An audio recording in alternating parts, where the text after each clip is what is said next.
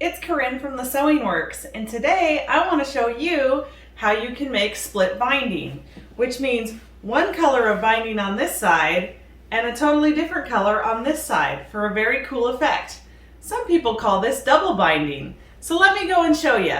To make your split binding, you'll need two strips. One strip is cut at 1 inch, the other at 1 7/8 inch. You'll sew those two pieces together using a 1/4 inch seam allowance, and then you're going to press them in half. The narrow strip ends up being the side that's machine sewn on.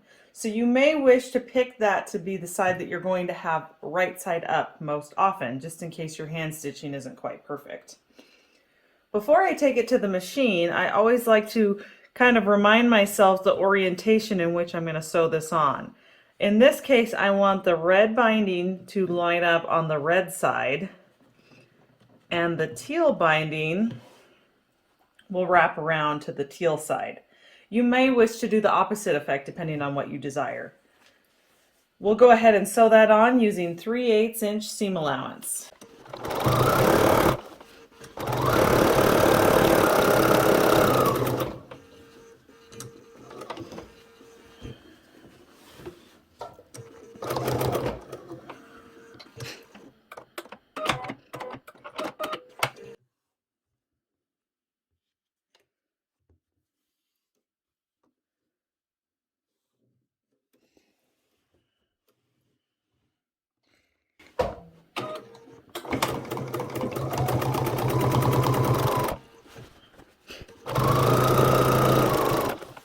If you have not seen this trick about joining your binding up at the end, it's really slick. You leave yourself at least a 6-inch gap. I'm going to trim some of this side off, just nice and straight across.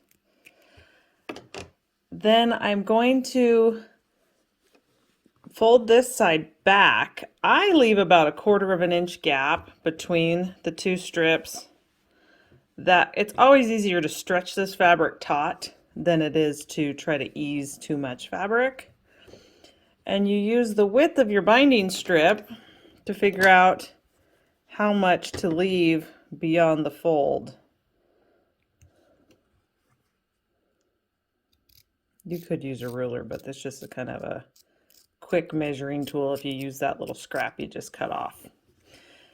Now I'm going to figure out the correct way to flip these and sew them at an angle so that it comes out with that nice mitered seam. Pinning these two pieces together at a nice perpendicular angle, and also sometimes marking yourself a sewing line, can be beneficial when you're trying to get this last miter sewn with not a lot of room to work. As you can see from the needle holes, I already sewed this together with a twist in it, so I'm sure that's never happened to you.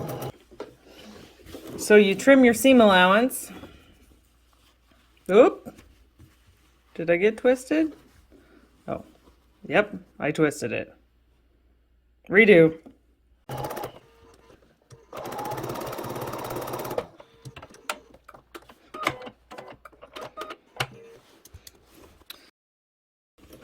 This out here. I think I got it the right orientation this time.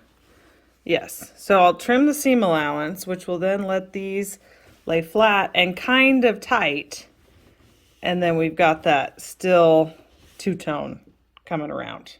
Now the slow, tedious process of hand sewing begins. So you'll flip this over and you're going to pull that other edge of the binding all the way over right to that first stitch line, and you're going to sew with your hand sewing needle down and up, taking little 1/4 inch or less bites, and go all the way around, which was going to give us our finished product here. So let me spend some time doing that and I'll be back. All right, so here is my double bound or split bound beautiful little centerpiece on my table. I've got the teal side, or I can flip it over for a little bit of fun and use the red side. Of course, I still have some stray threads. So hope you enjoyed this tutorial. See you next time.